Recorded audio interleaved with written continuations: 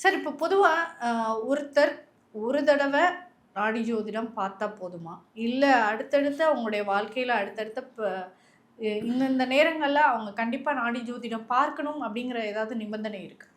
இல்லைங்க, நாடி ஜோதிடங்கிறது அந்த சொன்னது போல் அந்த அதிசூஷம நாடி எடுத்து பார்த்துட்டோம்னா திருப்பி அவங்க பார்க்க வேண்டிய அவசியம் இருக்காது. ஒரு தடவை பார்த்தாலே போதும். அதில் அவங்களுடைய அதில் என்ன பண்ணுவோன்னு கேட்டிங்கன்னா, இந்த வயசில் இவர் இப்படி தான் வாழ போகிறார், 49 வயசு டு 50 வயசில் அவர் இப்படி தான் இருக்க போகிறார், இதுக்கு இடைப்பட்ட காலகட்டத்தில் என்னதெல்லாம் நடக்க போகுது அப்படிங்கிறத சொல்லிவிடுவோம்.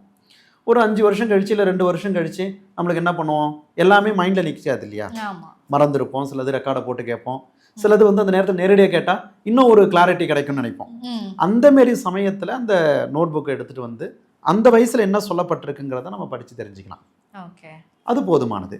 இல்லை எனக்கு இந்த வயசில் எனக்கு இன்னும் டீட்டெயில் எனக்கு வேணும் அப்படின்னு வரும்பொழுது அதுக்கு உள்ள பிரசன்னங்கள்னு இருக்குது. இந்த நேரத்தில் இதை செய்யலாமா அப்படிங்க நம்மளால் முடிவெடுக்க முடியாத ஒரு பட்சத்தில் மகரிஷி அதுக்கு ஒரு தீர்வு கொடுப்பாங்க. அது பிரசன்னங்கள் மூலமாக தெரிஞ்சுக்கலாம். இல்லையா இந்த நேரத்தில் உள்ள நம்மளுடைய கருமா என்ன சொல்லப்படுது அப்படிங்கிறதுக்குரிய அது சம்மந்தப்பட்ட அந்த சப்ஜெக்ட். இப்போ தொழிலை பற்றி டீட்டெயிலாக தெரிஞ்சுக்கணுமா, இல்லை ஒரு இன்வெஸ்ட்மெண்ட் பண்ணணும்னு நினைக்கிறேன், இந்த நேரத்தில் இது சரியான ஒரு விஷயமா அப்படிங்கிறத அது சம்மந்தப்பட்ட சப்ஜெக்டை மட்டும் பார்த்து அதை கிளியர் பண்ணிக்கலாங்க.